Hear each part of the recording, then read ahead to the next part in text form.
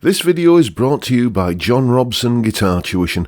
If you enjoy the content, please consider supporting the channel by enrolling on a course, purchasing some guitar lessons or a t-shirt, or you can join my Patreon. Now, on with the show. Hello chaps, welcome once again to John Robson Guitar Tuition.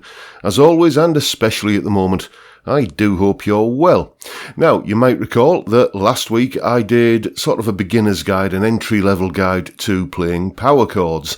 And as I mentioned in the live stream last Friday, this week we're taking a look at string bends.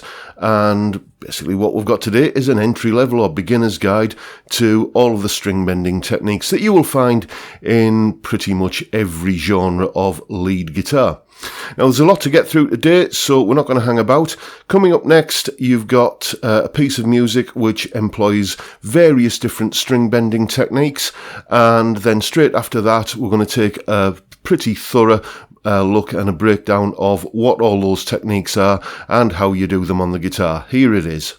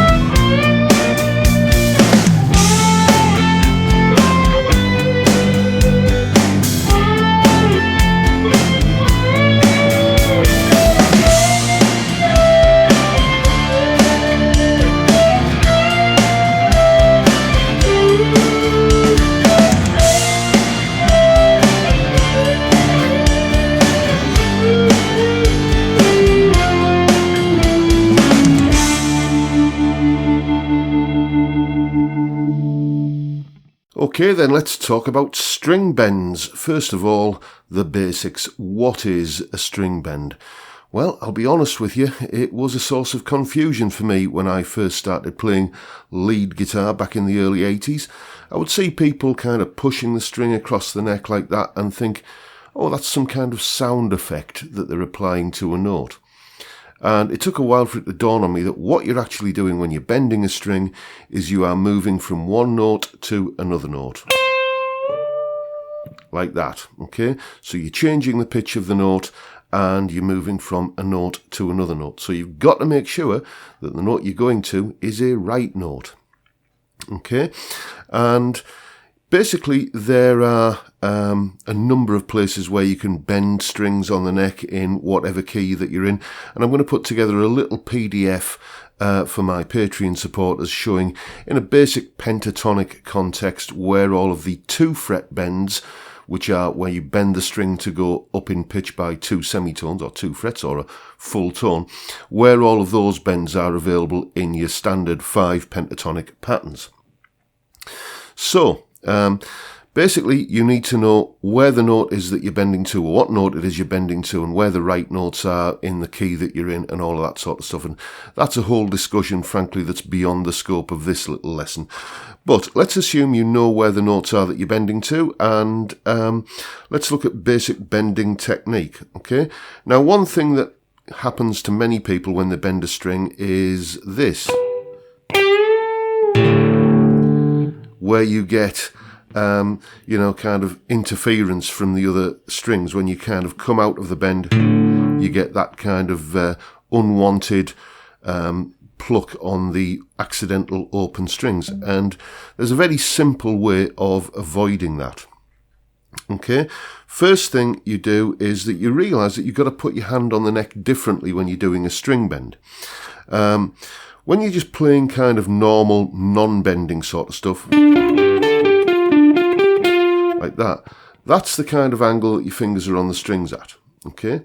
But when you do a bend, what you need to do is you need to kind of get onto the underneath of the string, so you're kind of pushing it up from underneath. And notice how I'm now not getting the notes on the adjacent strings kind of ringing out as I come away from the bend.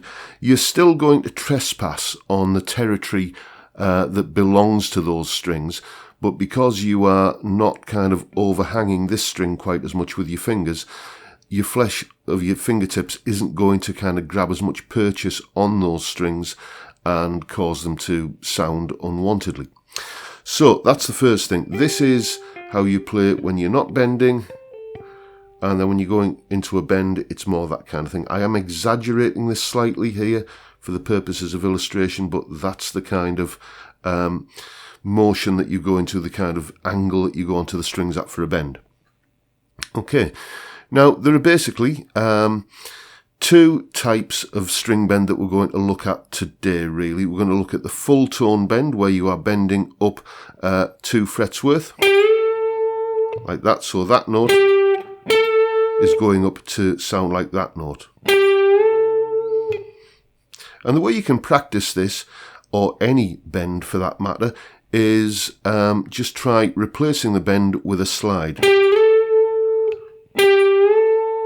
and then recreate the sound. Okay, so try doing a full tone bend like that.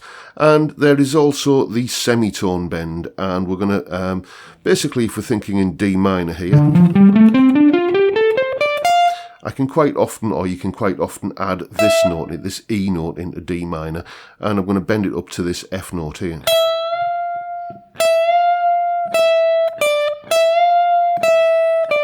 Like that. Okay, so practice getting nice and accurate in pitch on both 2 fret bends and 1 fret bends, like that. Then there are various bending techniques. Okay, we're going to look first of all just at a straight ahead bend. Let's do this. Okay, and that's the first one to master, just bending a note and leaving it there. Okay, and then crucially coming away from the bend without hearing the note return back to its unbent pitch. Okay, we just want to kind of hear the note go up and not come down. And the way I'm doing that, if you look closely at the picking hand, when I'm ready to come out of the bend, I'm just muting the string either with the pick or with the thumb on this hand.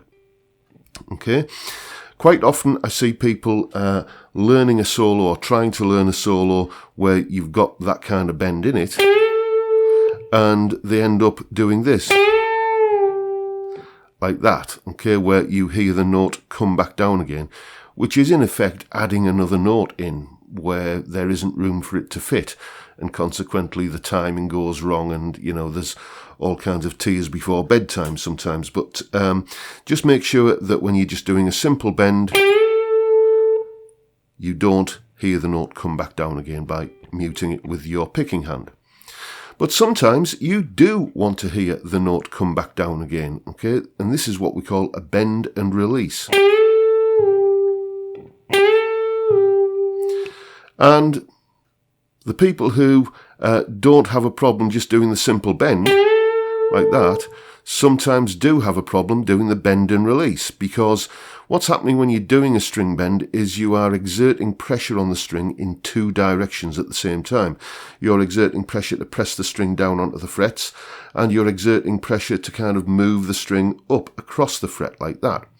Okay, and it's all about getting the control so that you can release the pressure which is keeping the string bent, but not release the pressure which is keeping the string fretted. So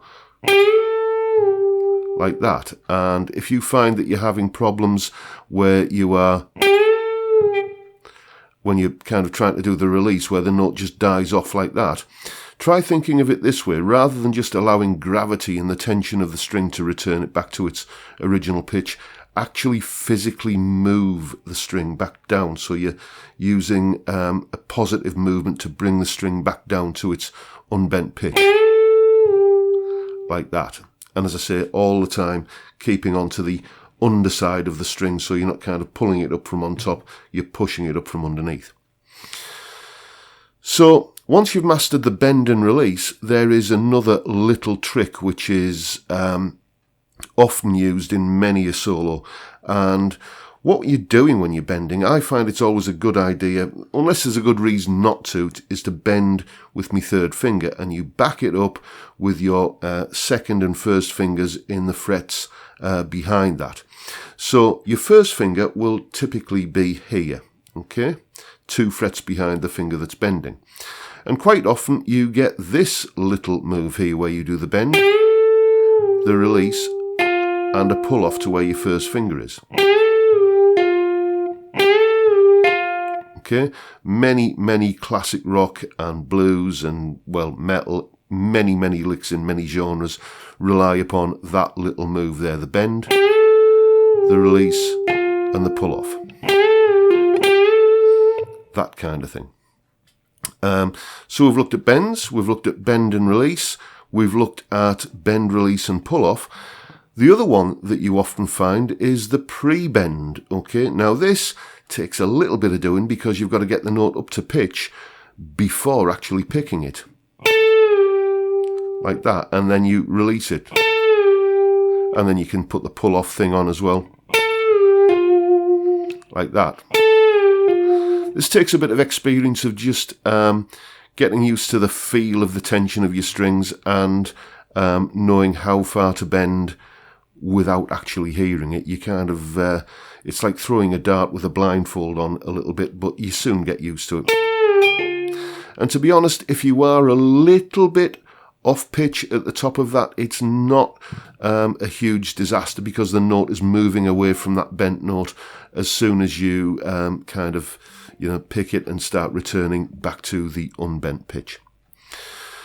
And then there is a little trick that, again, you find it in many solos. I'm not sure this has a name, but I tend to call it the bend and catch, where you bend a string and then you use your fourth finger, usually, to catch the note on an adjacent string. So if we're thinking in terms, again, of this minor pentatonic shape, I can bend this note up 2 frets, and then this note here on the adjacent string, I'm going to grab that with my little finger and get that. And, how many licks have you heard over the years that have gone? And I can do it on this string as well. Like that.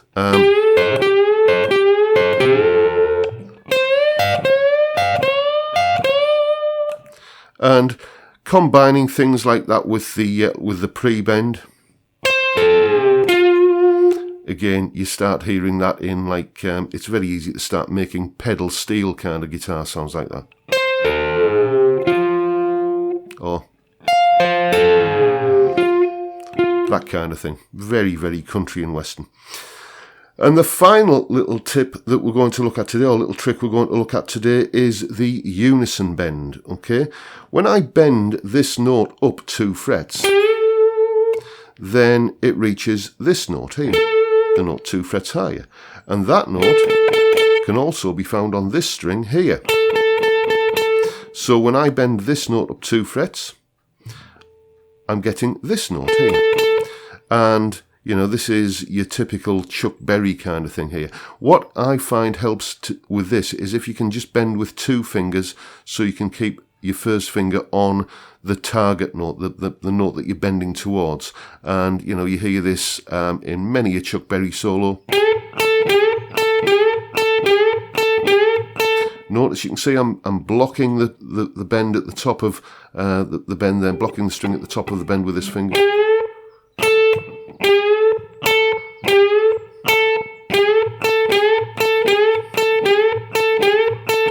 And then the other variation on that is where instead of playing the bend, then the target note, you play them both together and you get a big, fat, thick sound like this.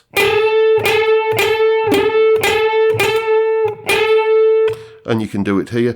The only difference is because of the tuning discrepancy between the strings, then when you're doing a unison bend coming off the second string, then your target note is back here, not here, it's here. So that would go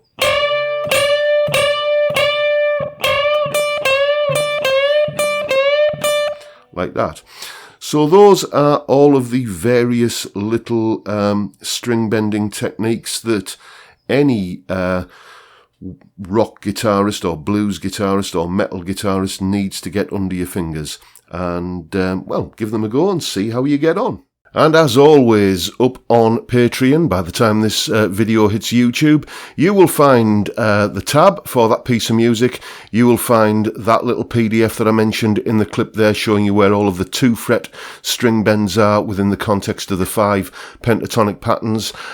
You'll get the backing track to play over with, and then you'll also get that little clip there of me demonstrating and explaining everything, so you can watch it as many times as you like. It's only $3 a month, and you get all of these resources that go along with these YouTube lessons, so check it out. And that's pretty much all I've got for you today, folks. Hope you found the video useful, informative, and maybe a little bit inspiring. And if that's the case, please hit the subscribe button and the notification bell if you haven't already done so. And why not give me a like while you're at it? If you'd like to support the channel, then check out the links down below in the description. You can, as I say, you can join the Patreon. You can buy a Fret Zealot using the discount code you can see on screen right now. The purchase link is down there. Or if you're stuck for a gift idea, then there is always some wonderful handmade genuine gemstone jewellery made by my lovely missus. Check it all out. Her link is down there as well. And with that, I'll say thank you for watching. Thank you very much for your time. Stay well, folks. Stay safe, and above all, stay sane. Bye for now.